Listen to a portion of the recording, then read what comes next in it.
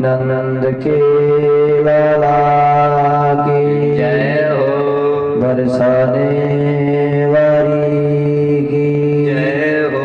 गोवर्धन गिरिराज महाराज की जय हो। गौ माता की जय हो। जय जय श्री राम।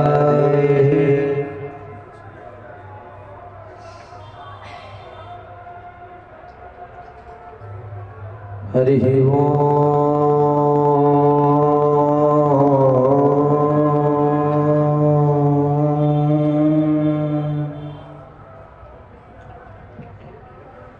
स्वस्ति श्री गणेशाय नमः। श्री सरस्वत्यै नमः। श्रीमते रामानुजाय नमः। लक्ष्मीनाथ समारंभां नाथयामुनमध्यमाम् अस्मदाचार्यपर्यन्ताम् वन्दे श्रीगुरु परम्पराम्।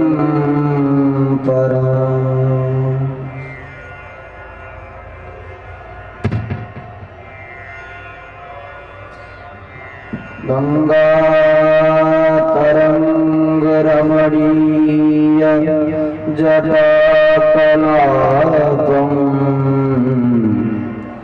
गौरी निरंतर विभूषित वामभागम् नारायण प्रियमनंगमदापहारम् वाराणसीपुरपतिं भज विश्वनाथम्। श्रीरामाय रामभद्राय रामचंद्राय वेधसे रघुनाथाय नाथाय सीताया पतये नमः। यत्र यत्र रघुनाथ कीर्तनं तत्र तत्र कृतमस्तकाञ्जलिम् वास्तवारि परिपूर्णलोचनम् मारुतिं नमत राक्षसान्तकम्।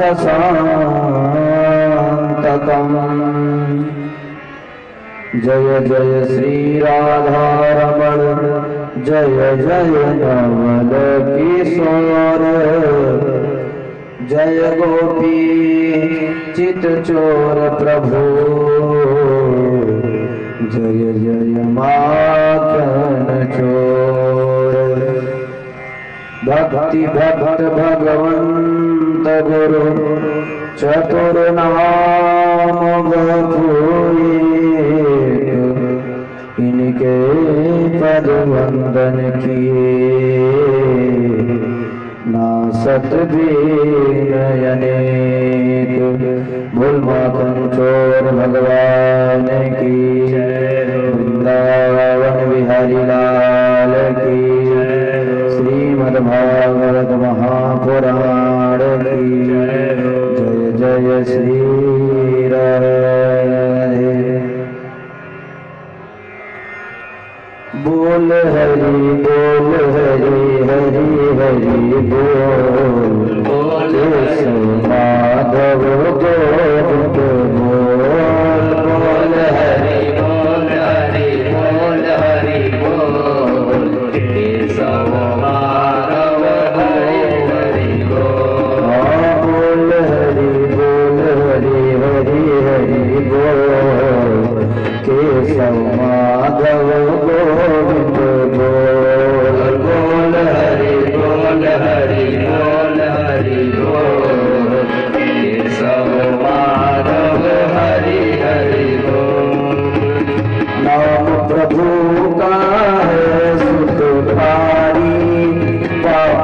कटेंगे क्षण में भारी। नाम प्रभु का है सुखकारी, पाप कटेंगे क्षण में भारी। ये नाम प्रभु का है सुखकारी, पाप कटेंगे क्षण में भारी। नाम प्रभु का है सुखकारी, पाप कटेंगे क्षण में भारी। नाम कबीले अमृत घोल, नाम कबीले अमृत घोल। बोल हरि बोल हरि हरि बोल, केशव माधव गोविंद बोल। बोल हरि बोल हरि बोल हरि बोल, केशव माधव हरि हरि बोल। सबरी अहिल्या सदर कसाई, नाम जपन से मुक्ति पाई। सबरी अहिल्या सदर कसाई, नाम जपन से मुक्ति पाई। सबरी अहिल्या सदर कसाई, नाम जपन से मुक्ति पाई। सबरी अहिल्या सदर कसाई, नाम जपन से मुक्ति पाई। हे नाम की महिमा है बेमोल, नाम की महिमा है बेमोल। बोल हरि बोल हरि हरि बोल, केशव माधव गोविंद बोल। बोल हरि बोल हरि बोल हरि बोल, केशव माधव राम नाम के सब अधिकारी, बालक वेद दीवार नारी। राम नाम के सब अधिकारी, बालक वेद युवानर नारी। जप हित हरि को पितहु न डोल, हरि जप हित हरि जप हित पितहु न डोल, हरि जप हित पितहु न डोल। केशव माधव गोविंद बोल, केशव माधव गोविंद बोल। बोल हरि हरि हरि बोल, केशव माधव गोविंद बोल। बोल हरि बोल हरि हरि हरि बोल, केशव माधव हरि हरि बोल। रटले मन तू आतो याम, राम नाम में लगे न दाम। रटले मन तू आठो नाम, राम नाम में लगे न दाम। रटले मन तू आतो याम, राम नाम में लगे न दाम। रटले मन तू आठो याम, राम नाम में लगे न दाम।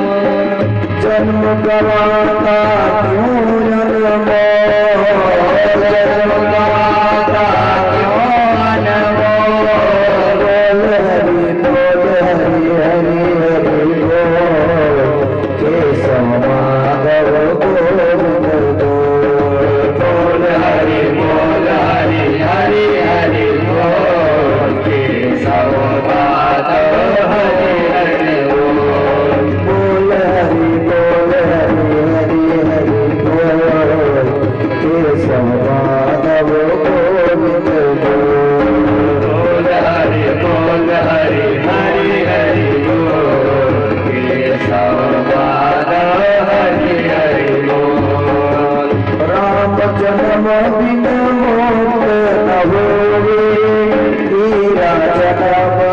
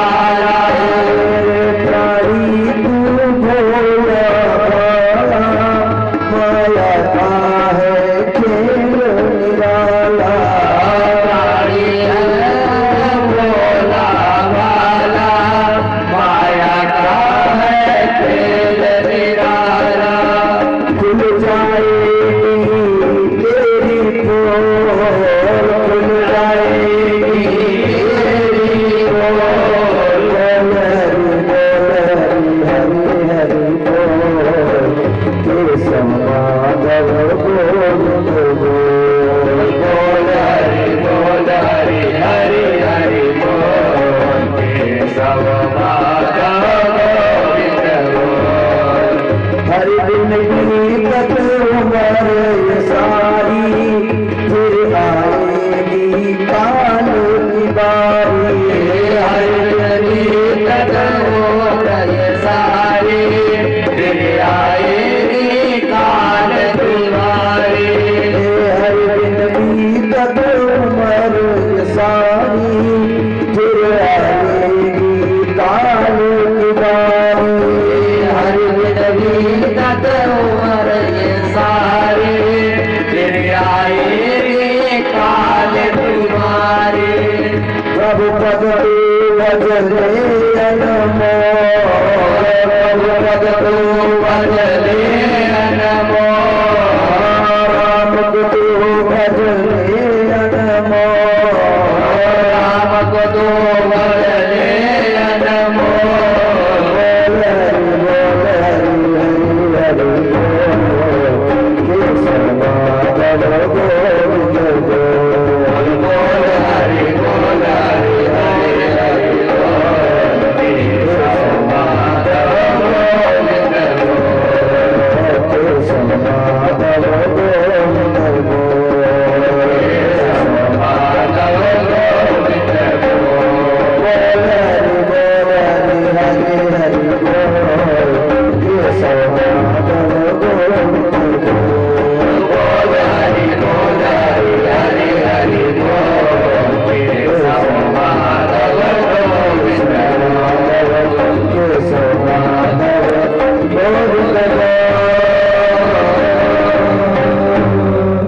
वृंदावन बिहारी लाल की जय हो, नंद के लाला की जय हो, मोर मुकुट बंसी वारी की जय हो, श्रीमद् भागवत महापुराण की जय हो, धरती माता की जय हो, गौ माता की जय हो, सत्य सनातन वैदिक धर्म की जय हो, परम संत श्री हनुमंत लाल जी महाराज की जय हो। जय जय श्री राधे द्वारिकाधीश की जय हो।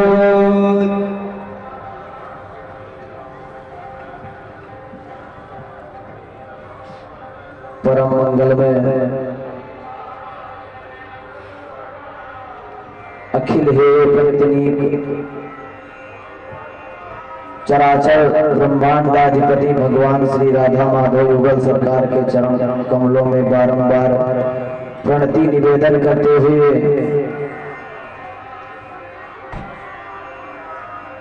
और परम संत भगवान के परम कृपा पात्र लाडले श्री हनुमान जी महाराज की कृपामयी उपस्थिति के फलस्वरूप आज श्रीमद् भागवत महापुराण कथा यात्रा सप्ताह यज्ञ के षष्ठम दिवस में प्रवेश कर रही है।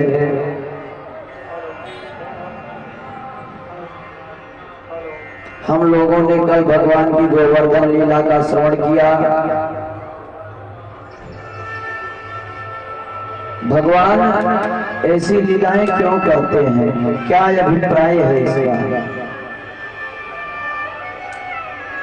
क्योंकि भगवान का रामावतार जो था वो तो असुरों को दंडित करने के लिए था, लेकिन भगवान का जो कृष्णावतार है ये असुरों को भी दंड देने के लिए है और सुरों का भी मान मर्दन के लिए है। दोनों लोगों को बराबर समायोजित कार्य बनाने के लिए भगवान की ये लीला हुई। गोवर्धन लीला में भगवान ने इंद्र का मान मर्दन किया और उसके पूर्व चरित्र में ब्रह्मा जी का मान मर्दन किया। देवराज इंद्र का मान मर्दन हुआ। देवराज इंद्र ने भगवान की स्तुति करी और कहा, हे नाथ, आप शरणागत वत्सल हैं, दीन बंधु हैं, आप भक्तों की रक्षा करते हैं और हम जैसे सुरों का मान मर्दन करके अपने चरणों की भक्ति प्रदान करते हैं। ये आपकी अहेतुकी कृपा है। क्यों?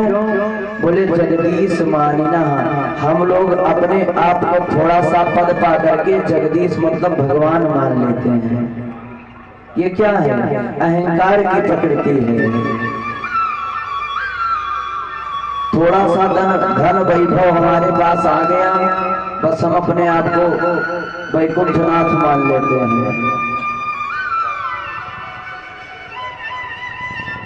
तो भगवान ने इसलिए गोवर्धन लीला करी, इंद्र का मान वर्धन किया और फिर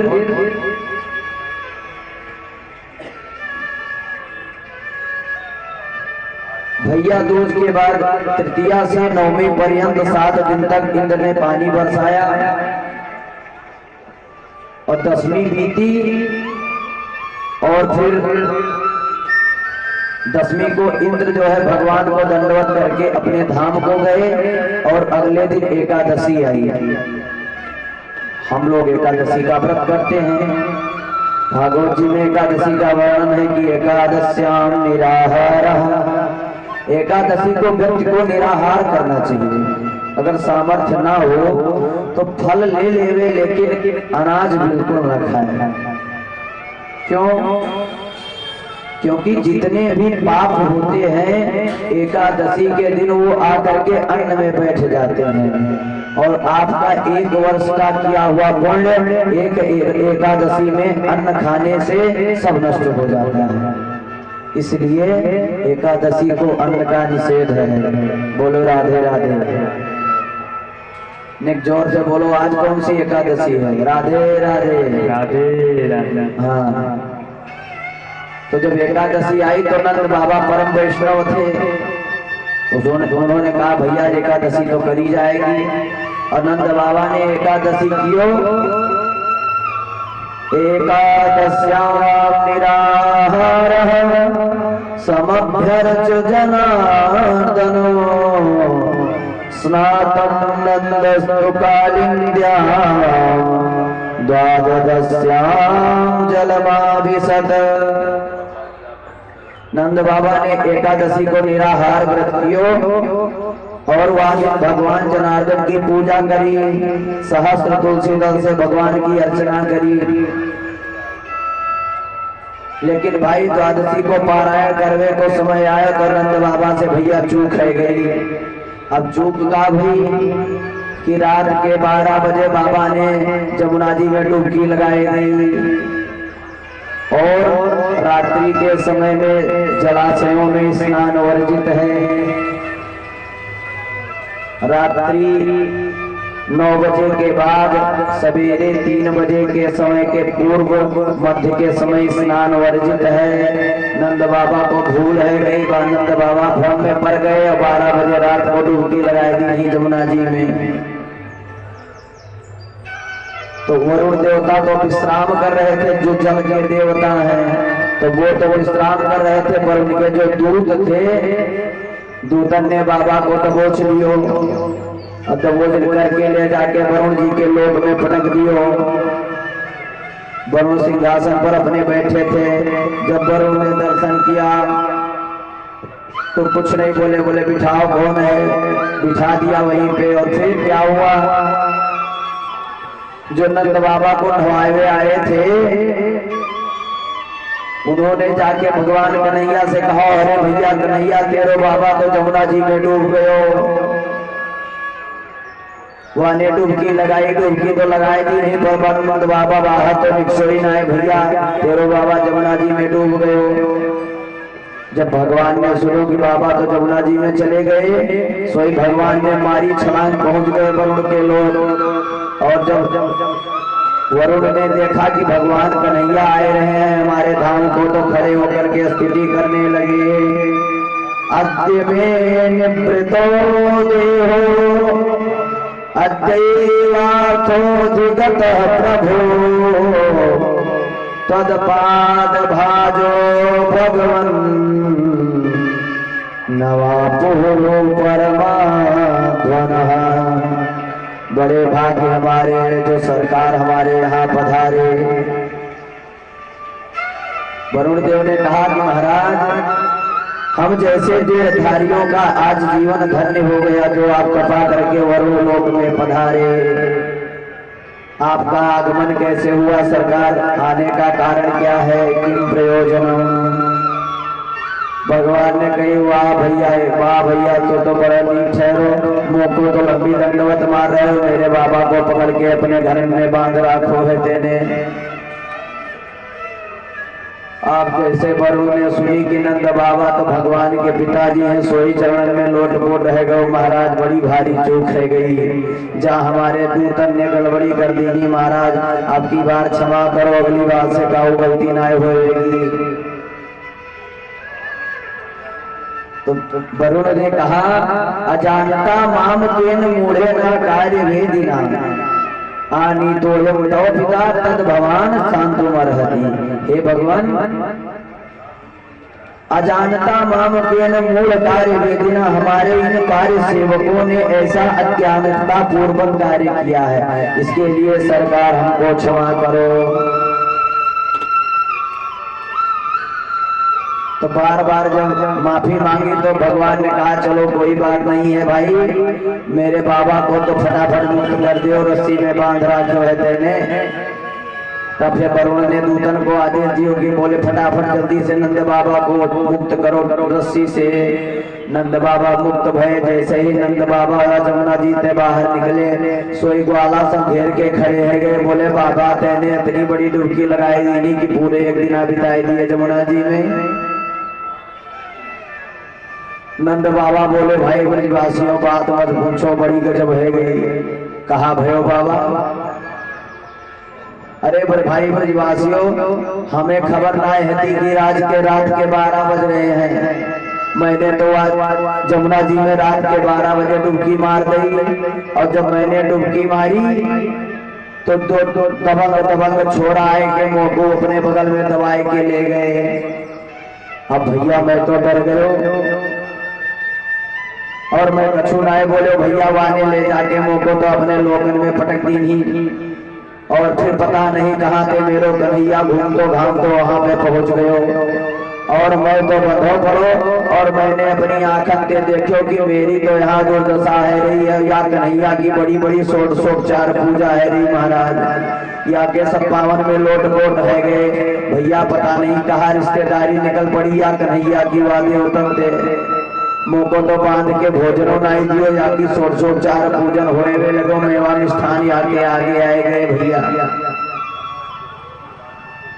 अब महाराज जैसे ब्रजवासियों ने सुनो कि भैया भाई कन्हैया की पूजा तो देवतन ने करी है, सोई ब्रजवासियों को शंका है गई। सच्ची सच्ची बताइयो बाबा ये तेरो ही लाला है कहा। नंद बाबा ने कही चौरेदारी के मेरो लाला ना तो कौन को लाला है? बोले बाबा देख गड़बड़ मत करियो, ऐसो मैंने काऊ को लाला नहीं देखो ना कभी, आघात तक देखो ना कभी, आनंद अपने सुनो महाराज। जा लाला की बड़ी विचित्र लीलाएं हैं, कभो पर्वतन को उठाए देवे तो कभो देवतन को पीटवे लग जाए महाराज। आदि बड़ी विचित्र लीला है। अब महाराज सबरे ग्वाला आपस में काना फूसी करके लग गए। भैया कछु बात है जाए जा, कन्हैया हमारो पक्को देवता है। अब महाराज ब्रजवासियों ने आपस में काना फूसी करो, तब तक कन्हैया जी आए गए। और जब कन्हैया आए तब फिर कन्हैया के कान सब लोग हाथन पे, सभी ग्वालाओं ने कहा देख कन्हैया सच्ची सच्ची बताइयो तू देवता है कहा।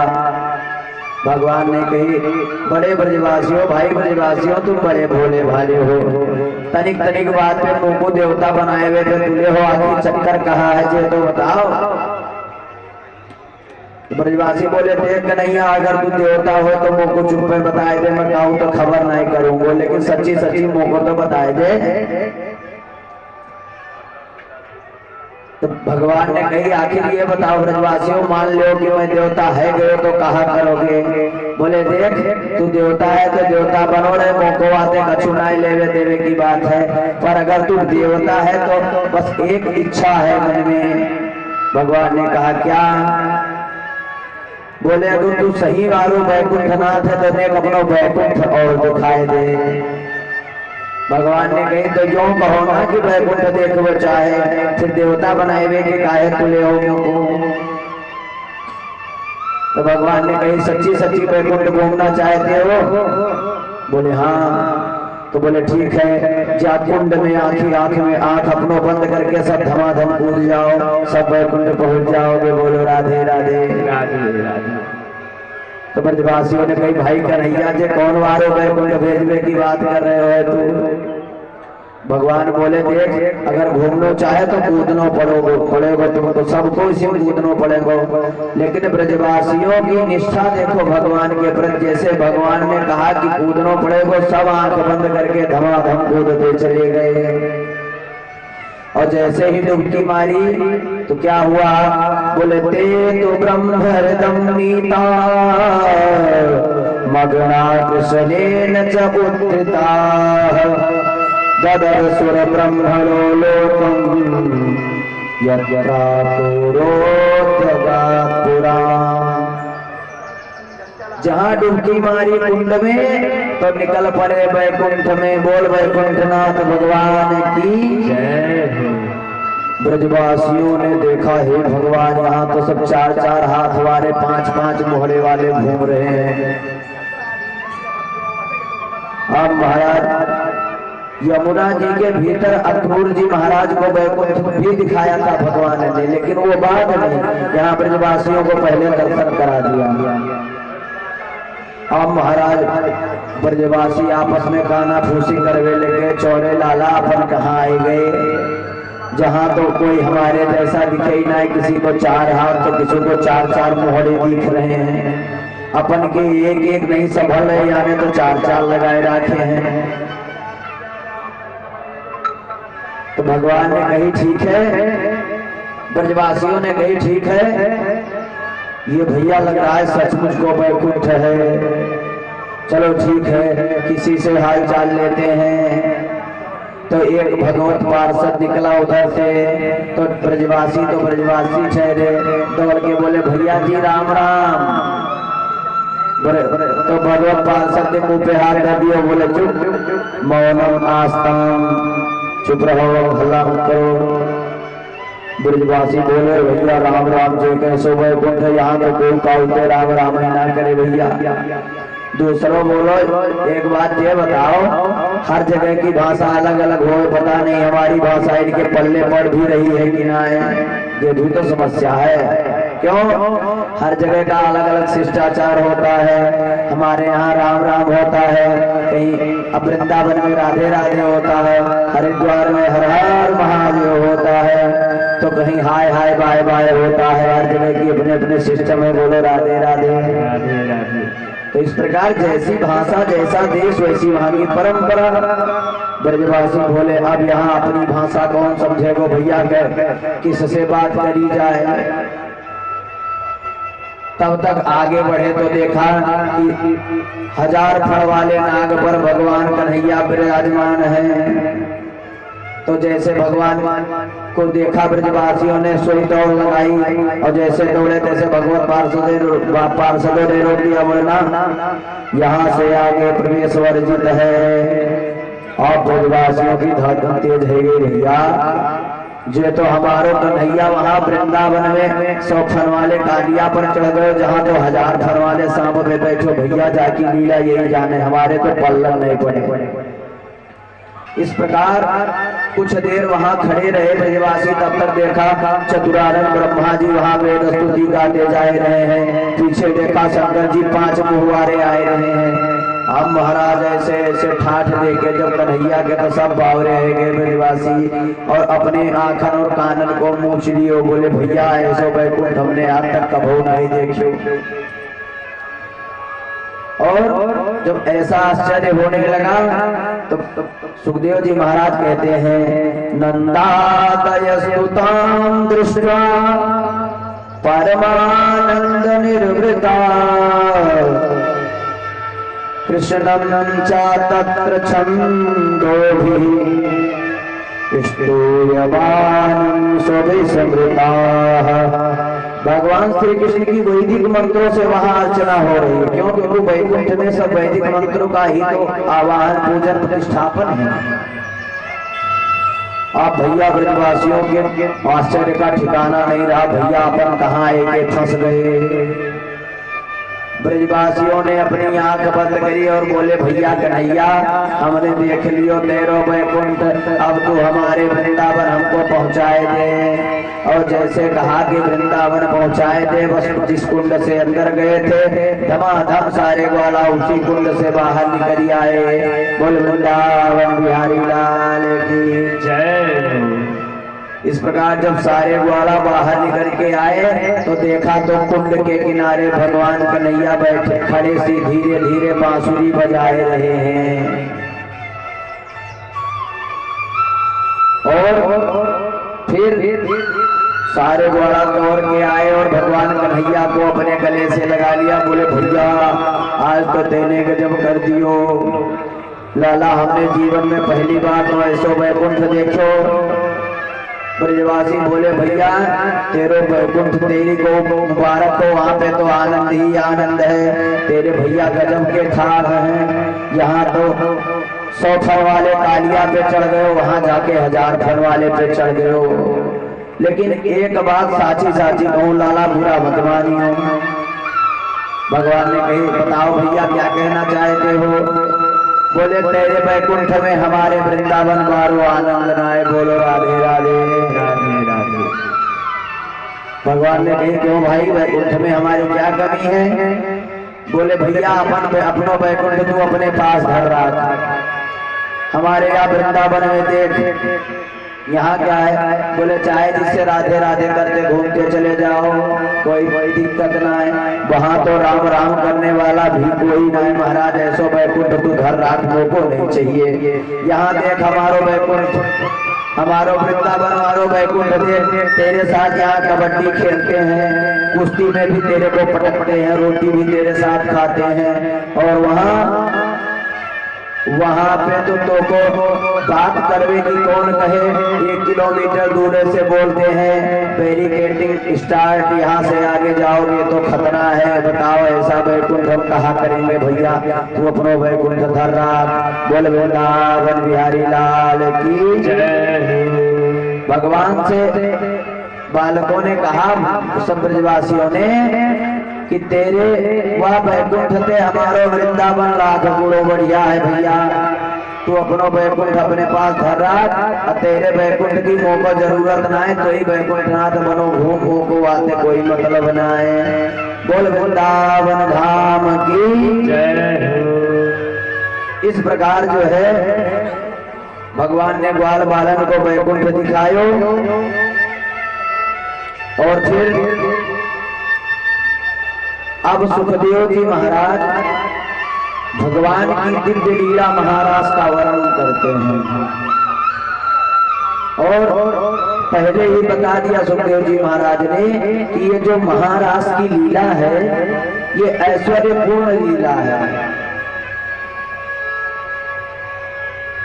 चलिए हम लोग भी अभी भगवान के महाराज में प्रवेश करते हैं। भगवान पिता रात्रि शरदोत फुल्ल मल्लिका विचरन्तुं मनश्चक्रे योग मायामुपाश्रितः।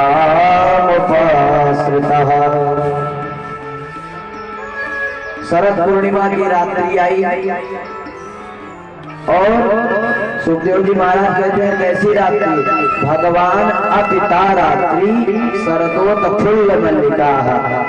ये रात्रि जो है ये मल्लिकादि पुष्पों से विभूषित हो रही है। चांदनी की जो शोभा है चारों तरफ फैल रही है। और उसी रात्रि में भगवान ने राधा जी का स्मरण करके और अपने बंसी का निनाद किया। अब जोर से जब बंसी बजी तो भगवान सुखदेव जी महाराज परीक्षित से कहते हैं कि राजन, इस बंसी के रव को सबने नहीं सुना। किसने सुना? जिसका चीर हरण हो चुका था, उन्हीं गोपियों के मन में, उन्हीं गोपियों के हृदय में बंसी की आवाज प्रकट हुई। और जब बंसी बजी तो फिर सारी ब्रजमामाएं वहां से अपने अपने घर से चली आई। कैसे? तो वर्णन करते हैं, निसम्य गीतम तदनंग वर्धनम, निसम्य गीतम तदनंग वर्धनम, प्रेत स्त्रियाः वेशगृहीत मानसा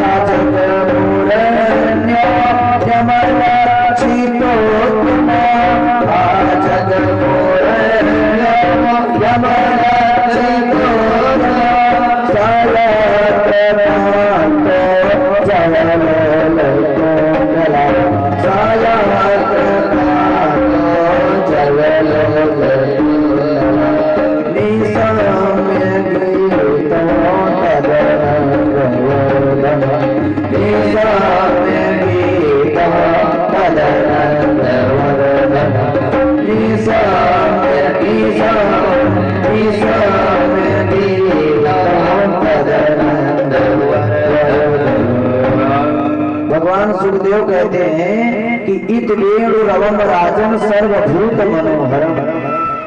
जो वेणु का रव गूंजा वो सर्वभूत मनोहरम, सभी को आनंद देने वाला था। और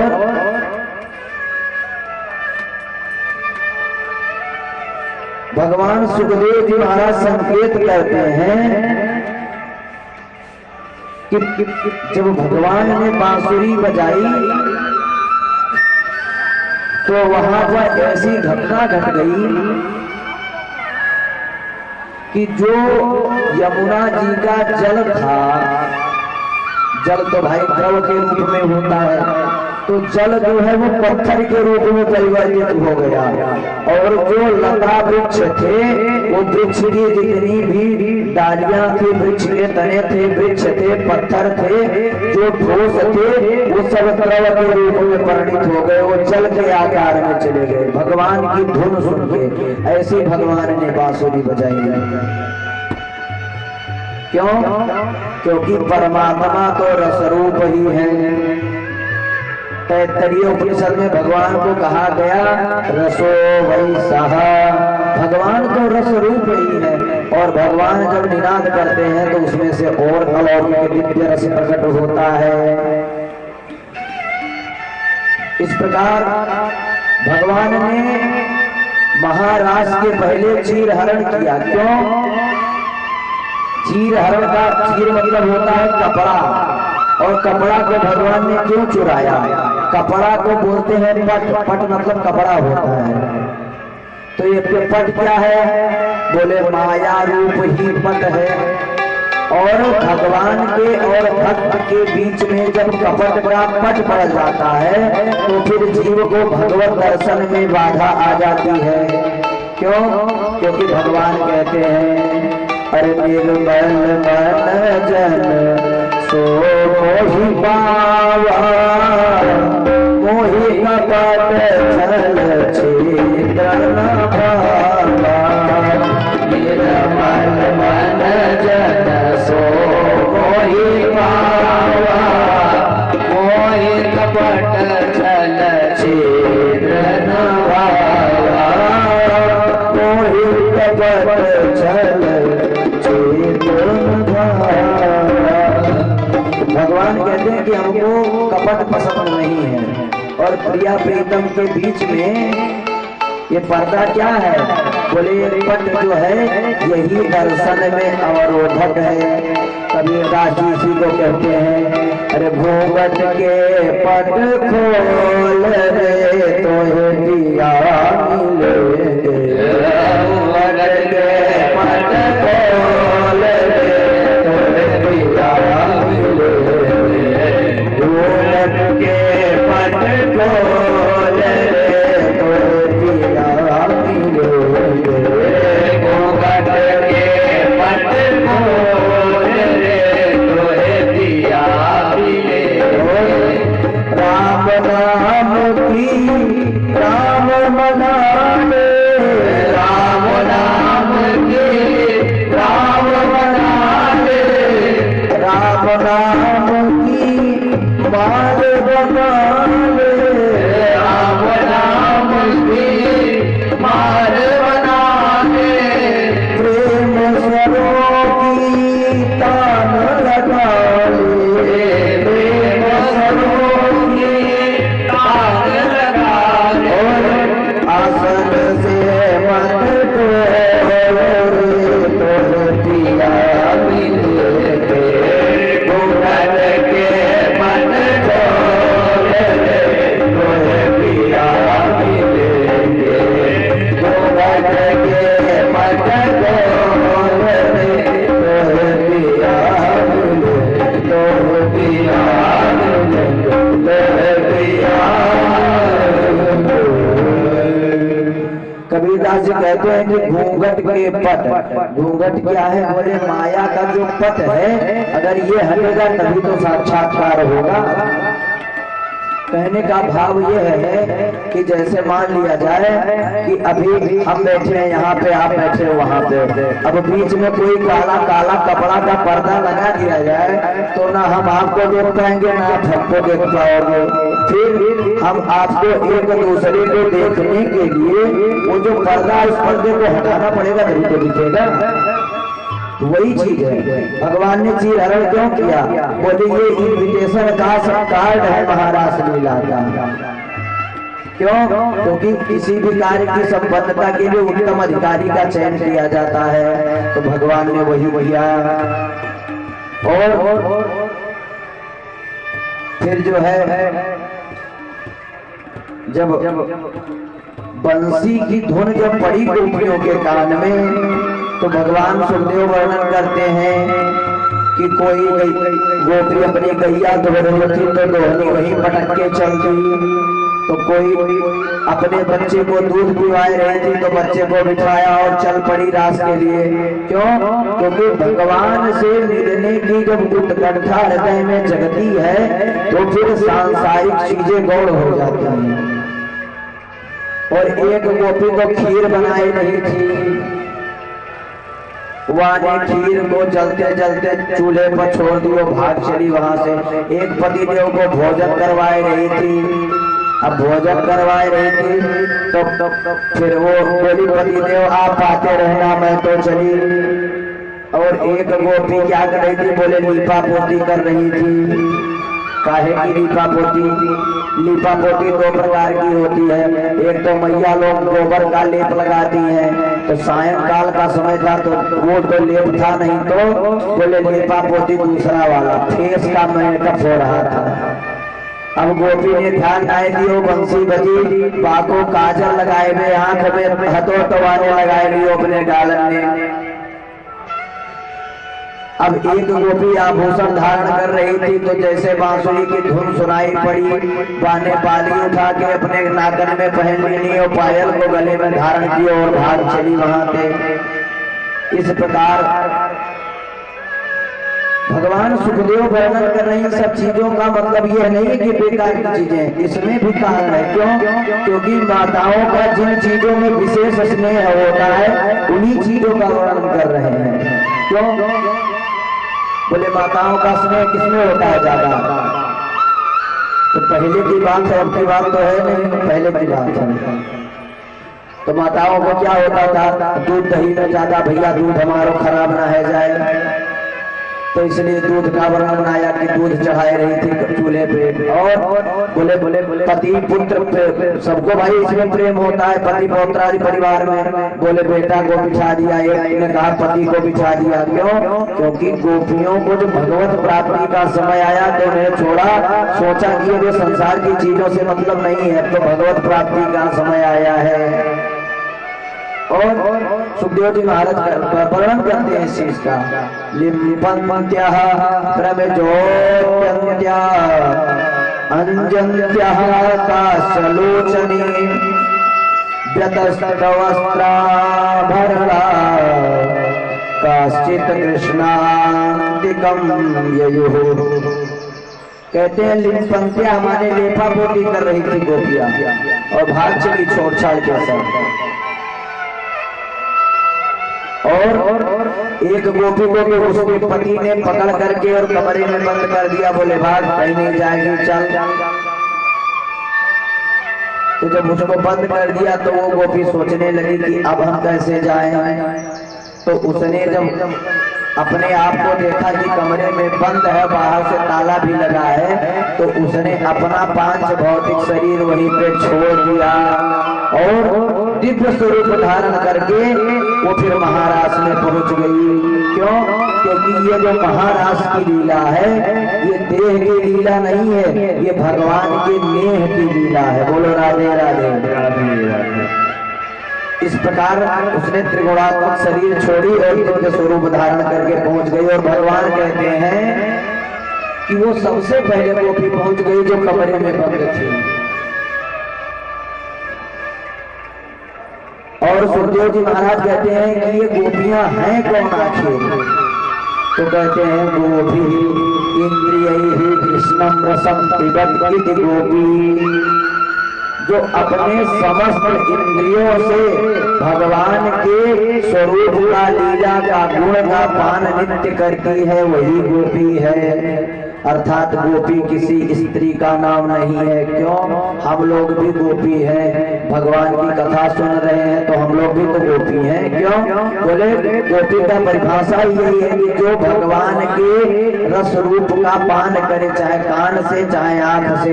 भगवान का आप आंखों से दर्शन कर रही हैं तो आप गोपी हैं, भगवान की कथा आप सुन रहे हैं तो आप गोपी हैं। और अगर गोपी किसी स्त्री का नाम होता तो आप विचार करो, जब शंकर जी उस गोपियों की सभा में पहुंच गए तो वो तो पुरुष थे ना, तो गोपी किसी स्त्री विशेष का नाम नहीं है, ये एक उपाय है जिसके अंदर ये गुण परिलक्षित हो, उसका नाम गोपी। और जब सारी गोपियां दौड़ भाग के भगवान कन्हैया के पास पहुंची, कहाँ? जहां बन के शांत एकांत बैठ कर खड़े होकर के भगवान अपनी बेड़ू बजा रहे थे। तो जब भगवान ने देखा तो स्वागत किया, बोले स्वागतम वो महाभागा प्रियम किम करवाणि वा ब्रजस्या नामयं कश्चित् भ्रूतागमन कारणम। बोले आओ आओ गोपियों, आप सभी का हार्दिक स्वागत है। तो गोपियां गदगद हो गई कि वाह सरकार, बंसी बजा करके बुलाया है तो बड़े प्यार से स्वागत कर रहे हैं। लेकिन जब अगला प्रश्न भगवान ने किया कि भ्रूतागमन कारण, देवियों आपके आने का कारण क्या है, सोई गोपियों का मुंह लटक गया। क्यों? क्योंकि ऐसे अब वही हाल हो गया कि आपने कहा पंडित जी को कहा, पंडित जी कल 12 बजे मेरे घर आएंगे हो, आपको निमंत्रण है।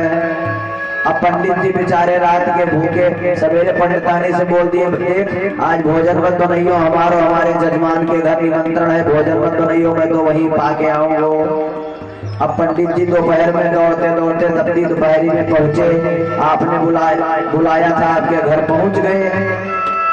और जब पंडित जी पहुंचे तो आपने दंडवत करी, आओ आओ पंडित जी। तो पंडित जी बड़े खुश भये कि वाह चेला बढ़िया हमारा स्वागत कर रहा है। आपने पूछ दिया तुरंत, पंडित जी कहो कैसे आए। अब आप विचार करो, आपने कल निमंत्रण दिया है, आज पूछ रहे हो कैसे आए। तो गोपियों की वही दशा यहाँ पे है। बंसी बजाए के पहले तो भगवान ने सबको बुलायो, तो गोपियां मन में सोच रही है गजब को छोड़ा है। पहले तो बंसी बजाए के बुलाए रहे हो, बाद में कह रहे हो कि आने का कारण बताओ। अब हम इसको क्या कारण बताएं? गजब के आदमी बताओ, पहले बुलाते हैं बाद में कहते हैं काहे को आई हो। तो भगवान ने कहा समझ में आ गई बात। क्या बोले? आज शरद पूर्णिमा है ना, तो तुम लोग रात में चांदनी देखने को आई हो। अच्छा ठीक है, बहुत देख लिया चांदनी, अब खिसको यहाँ से, जंगल है। अगर शेर भालू ने देख लिया तो चांदनी बाद में देखोगी, अगर शेर ने देख लिया तो तुम्हारा नाश्ता कर जाएगा, इसलिए जल्दी से यहाँ से खिसक लो।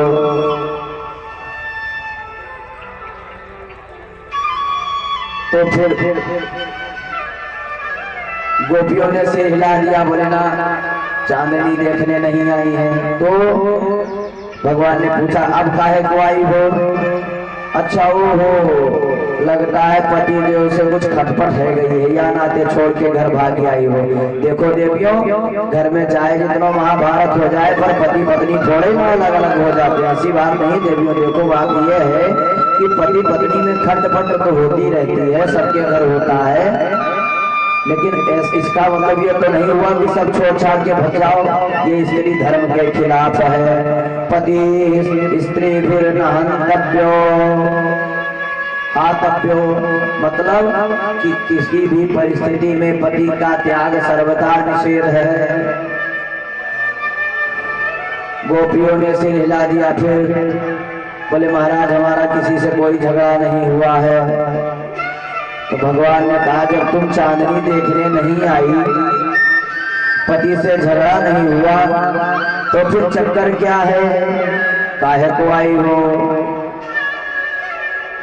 भगवान ने कहा वो हो हमसे बड़ा प्रेम है इसलिए आई हो। तो हमसे अगर प्रेम है तो बताती, हम तुम्हारे घर आ जाते, या जंगल में आने की जरूरत थी तुमको? और अगर हमसे प्रेम है तो घर में बैठ करके ध्यान लगाओ, हम वहीं प्रकट हो जाएंगे, वहीं हमारा दर्शन कर लो, ऐसा करने की क्या जरूरत है? और जब मैं सुबह शाम गैया चराता डोलता हूँ तो देख लिया करो। अब यहाँ आधी रात को जंगल में आने का क्या मतलब?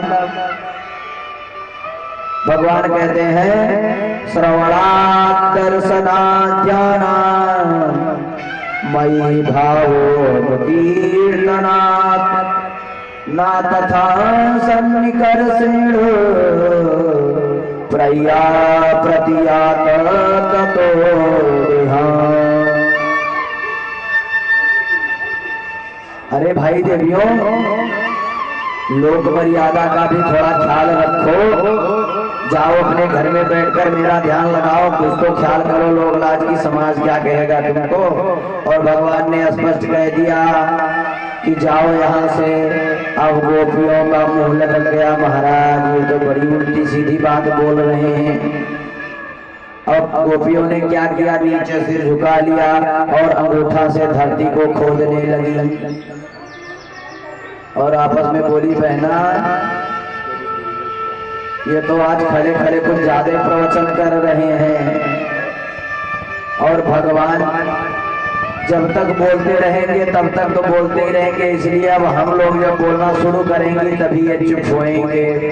तो गोपियों ने फिर 11 श्लोकों में उत्तर दिया, भगवान ने 9 श्लोकों में प्रश्न किया और गोपियों ने 11 श्लोकों में।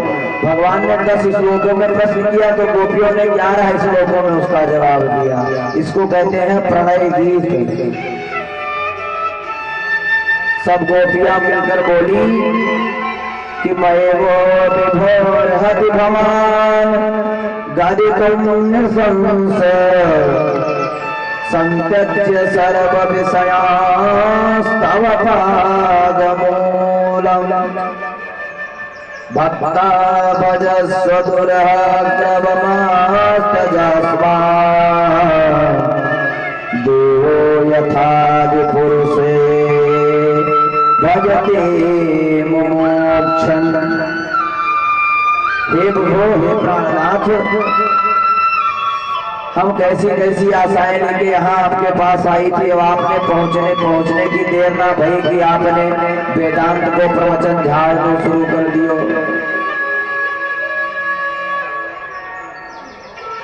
गोपियों ने कहा हम यहाँ क्या करने आई हैं, तो आपको बताती हैं क्या। बोले भक्ता भजस्वदुराग्रवत्मां त्यजस्मान्। हम यहाँ घूमने टाइम में नहीं आई हैं, तो बोली आपका भोग लगाने आई हैं। काहे बात का भोग? बोले भात का भोग लगाने। भगवान ने कही है देवियों, हम यहाँ जंगल में 12 बजे रात को भात खाए हुए के नहीं खड़े बंसी बजाए रहे हैं। तब गोपियों ने कहा भात का मतलब केवल भात ही नहीं होता है, भक्त को भी भात कहते हैं। क्यों? बोले भात कैसे बनता है? सबसे पहले धान होता है तो उसकी कुटाई की जाती है, तो कुटाई कर करके फिर वो साफ होता है, फिर उसकी सफाई होती है, सफाई करके उसको उबाला जाता है, तब वो शुद्ध होकर भात बनता है। ऐसे ही आपके जो भक्त होते हैं सबसे पहले तो वो धान होते हैं जब संसार में जन्मते हैं, फिर किसी गुरु की शरण में जब हो जाते हैं तब वो गुरु उन पर अपने वचन का प्रहार कर करके उनका जो है सारा जो कपट का मोह ममता होता है सब छुड़ाता है। फिर उनको अपने ज्ञान के शुद्ध जल में डालता है, डाल करके फिर उनको पकाकर तब भक्त मतलब आपका भात बनाता है, आपके भोगने योग्य चीज बनाता है। और उसी भात को तब आप बड़े प्रेम से गले लगा लेते हो। भात मतलब भक्त भी होता है।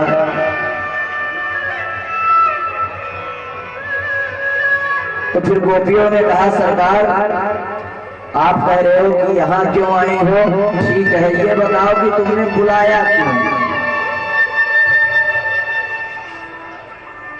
और जब से हम लोग आए हैं तब से आप एक ही बात कर रहे हो कि चली जाओ लौट जाओ, चली जाओ लौट जाओ। तो ठीक है हम लोग चली तो जाएंगे लेकिन एक शर्त पर। क्या? बोले ठीक है हमारी चीज जो आपने चुरा के रखी है उसको वापस करो, फिर हम चली जाएंगे। भगवान ने कही क्यों भाई, हमने तो चोरी नहीं करी। क्या चोरी करी हमने? तो गोपियां बोली कृष्ण ग्रहीत मानसा, एक नैया तेने हमारे मन की चोरी कर ली है, हमारी मन को वापस कर दो, हम चले जाएंगे। और आपने मन को चुरा लिया है, चित्त को भी चुरा लिया है, चित्त हमारा आपके पास है, तो हम घर कैसे जाएं? क्यों? बोले चित्तम सुखेन भवता पहृतो गृहेषु निर्विशद दुष्करावपि गृह्य कृत्ये पादौ पदं न चलतस्तव पादमूलात् यामः कथं व्रजमथो करवाम किं वा।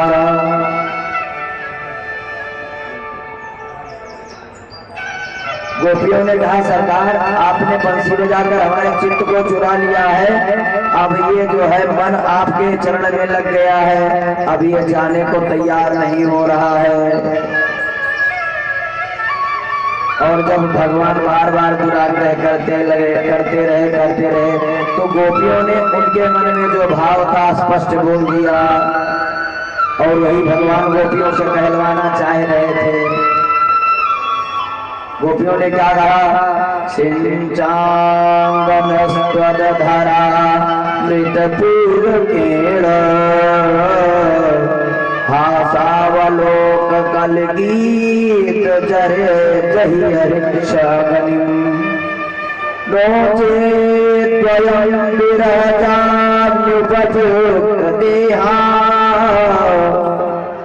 ध्यानेन याम पदयो पदवीं सखेते। हे सखे आप अपने इस वंशी के पावन रस का हमको रसास्वादन कराओ, अपने इस धरामृत का पावन रसास्वादन कराओ। तो बोले धरामृत क्या है? बोले जो इस अधरामृत का मतलब यहाँ पर सुखदेव जी स्पष्ट करते हैं। क्या? बोले जो धरती पर उपलब्ध अमृत है उसका नाम धरामृत। धरा मतलब पृथ्वी, और जो इस पृथ्वी पर उपलब्ध नहीं है वो है अधरामृत। मतलब धरामृतम न भवति सा अधरामृतम, यानी जो इस पृथ्वी पर उपलब्ध नहीं। कौन सा अमृत? बोले भगवान के रस रूप का अमृत। तैत्तरीय उपनिषद कहता है रसो वै सः रसम घेवायम लब्ध्वानंदी भवति। भगवान रस रूप है, तो गोपियों ने वही कहा। तो भगवान ने पहले परीक्षण किया, और जब परीक्षण कर लिया तब फिर महाराज प्रारंभ हुआ, और सभी गोपीवाल जो है सभी गोपियां भगवान श्री कृष्ण के साथ नृत्य करने लगी। और नृत्य करते करते जब रास प्रारंभ हुआ तो गोपियों को अहंकार हो गया कि हमारे रस माधुरी को देखकर गोपाल इतने मंत्रमुग्ध हो चुके हैं, हमारे बीच में नृत्य कर रहे हैं। और भगवान ने जैसे मन सोचा कि इन्होंने तो अपने आप को अहंकारी बना लिया, सोई भगवान वहां से अंतर्धान हो गए।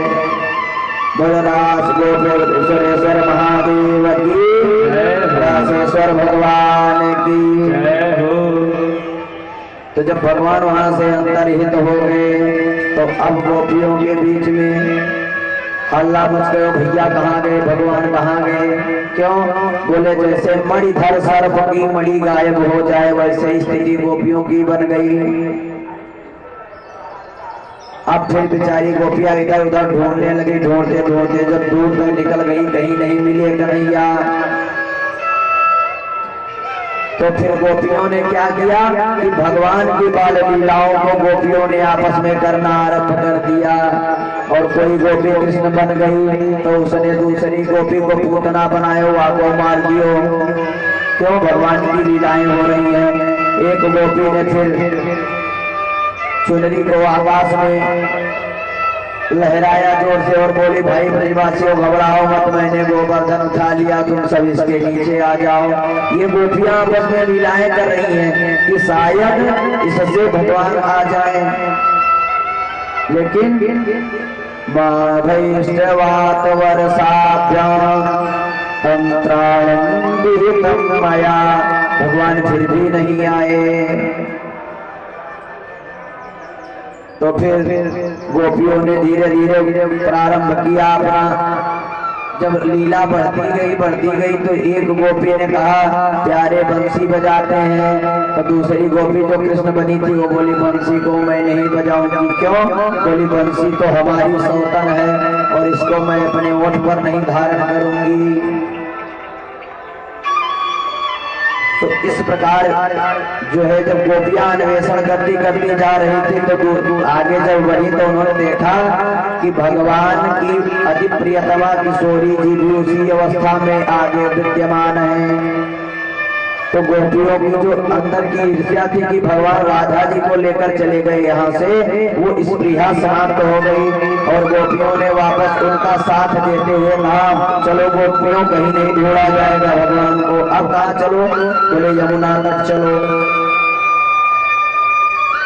और फिर गोपियां यमुना तट पर गई और कहा भगवान को अब यहीं से पुकारो। तो वहां पर खड़ी होकर के गोपियों ने एक सुंदर गीत गाया जिसको कहते हैं गोपी गीत।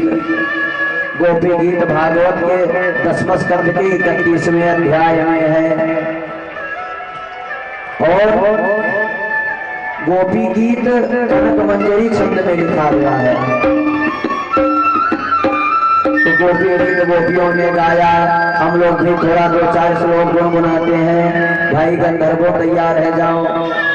बोल बोल राजेश्वर भगवान की जय हो। गोपियों ने बड़ा सुंदर गीत गाया। क्या? जयति तेरितम जन्मना ब्रजा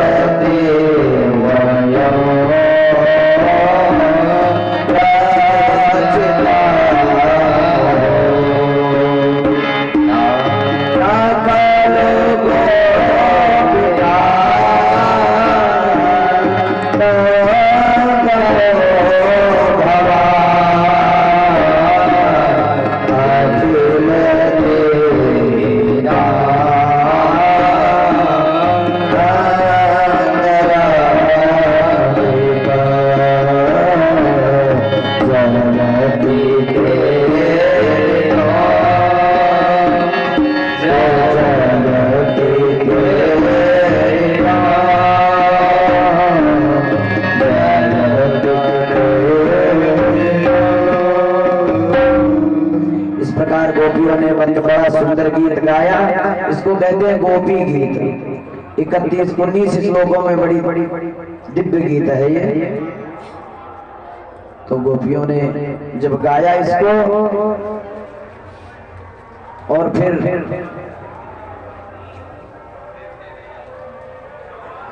जब गोपियों ने इसका गान आरंभ किया तो गोपियां कहती हैं ते अधिकम जयते, हे कन्हैया तुम्हारे जन्म से ये जो हमारा ब्रज प्रदेश है ते अधिकम जयते, मतलब ये स्वर्ग से भी अधिक भाग्यशाली हो गया है। क्यों?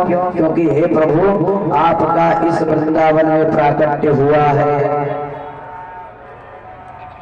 और इंदिरा अपि अत्र शश्वत क्षयते, मतलब भगवती महालक्ष्मी भी इस ब्रज प्रदेश में मानो साक्षात घूम रही हो। हे दयित दृश्यताम, हे दयालु भगवान, अब हमको आप दीक्षुतावताह, देखो देखो हम तुम्हारी याद में कितनी दुखी हैं, अब आप हमको दर्शन दो। इस प्रकार जब गाया गोपियों ने, सुखदेव जी महाराज कहते हैं फणि फणार्पितो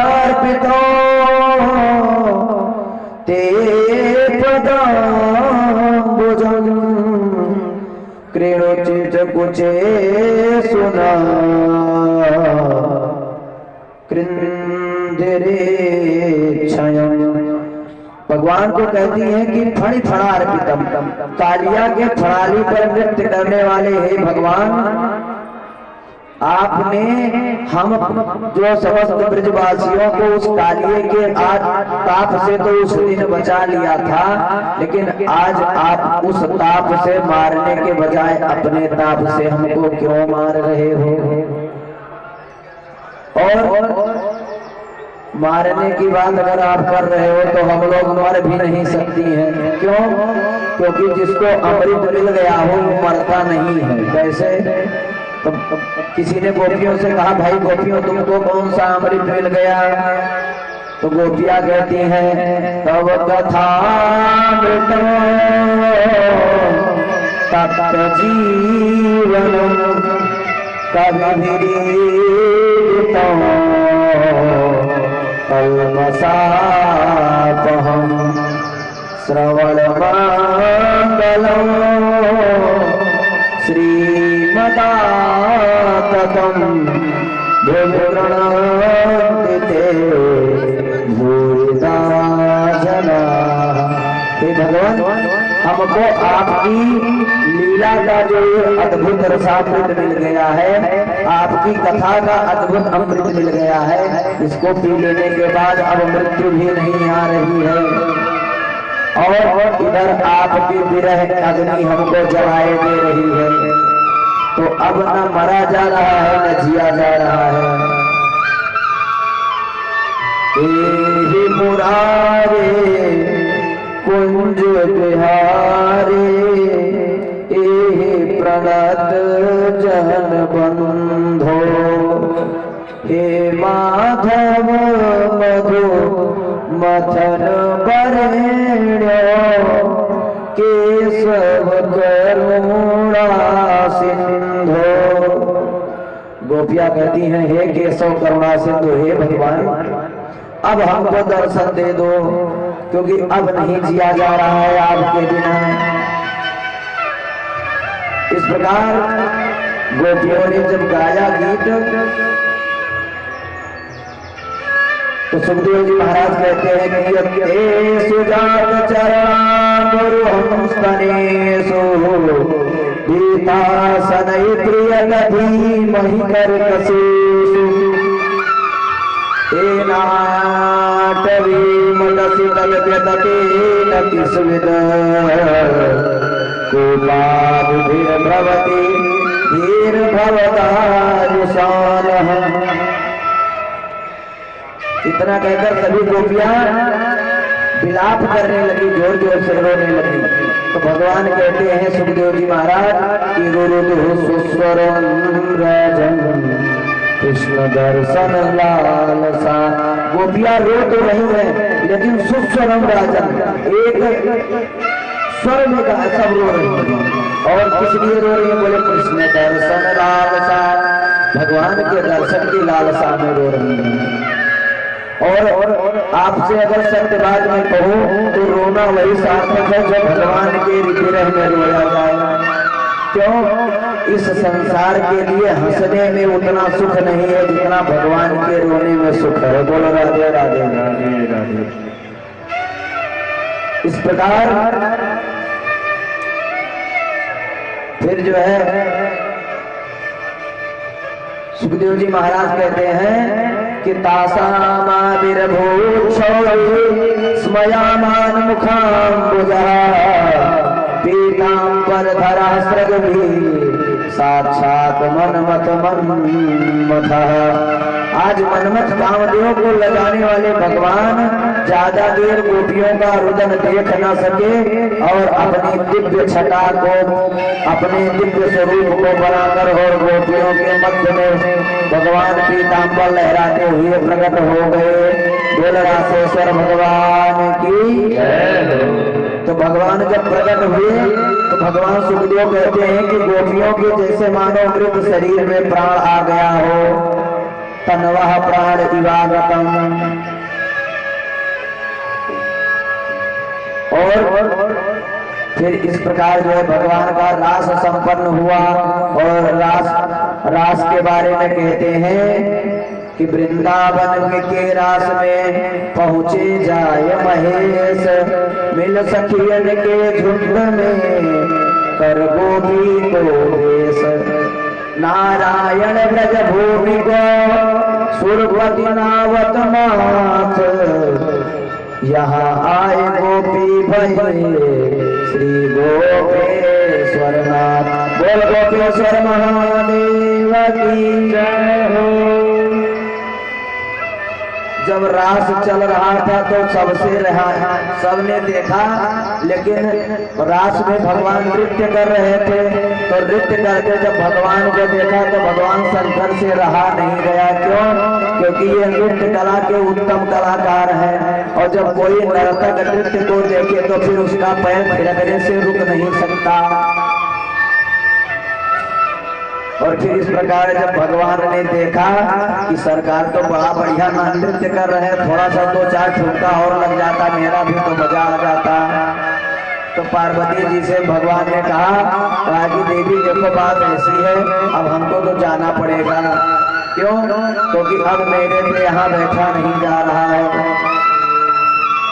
तो माता पार्वती ने कहा ठीक है आप भी चलो, मैं भी चलती हूँ। लेकिन माता पार्वती ने कहा कि वहाँ जो है पुरुष का प्रवेश वर्जित है। तो भगवान का दर्शन करने के लिए भगवान ने कहा, जो है महादेव ने कहा कोई बात नहीं है। क्यों? बोले हम गोपी बन जाएंगे, बाल बड़े बड़े हैं इसको बिखरा लेंगे, जूड़ा और लगा लेंगे, पाउडर मार देंगे, क्या करना है, चल देंगे, साड़ी और पहन लेंगे।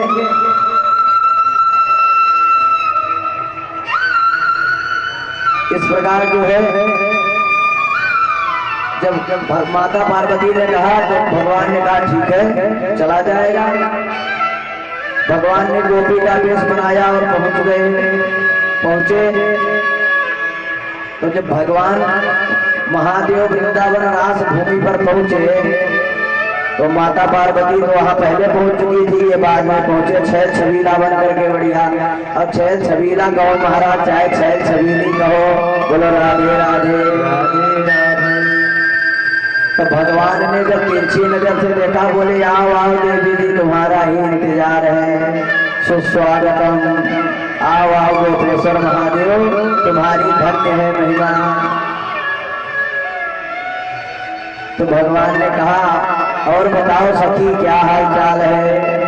तो भगवान ने भोलेनाथ ने कहा सरकार यहाँ पोल पट्टी मत खोलो, वो तो बाद में करी जाएगी, पहले यहाँ नृत्य का आनंद लो।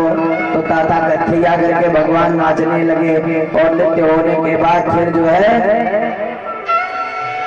जब रास संपन्न हुआ तो फिर सुखदेव जी महाराज कहते हैं कि इस रास में 3 कलाकार थे। कौन कौन? सबसे पहले शक्र मतलब इंद्र, दूसरे सर्व मतलब शंकर और तीसरे परमेश्वर मतलब ब्रह्मा। 3 थे, लेकिन तीनों को यह समझ में नहीं आया कि भगवान की बांसुरी किस राग में बज रही है, मालकोस है कि भोपाली है कि तोड़ी है कि यमन है, ये समझ में नहीं आया। क्यों? क्योंकि भगवान की लीला सिर्फ भगवान ही समझ सकते हैं, बाकी किसी के समझ में नहीं आने वाली। इस प्रकार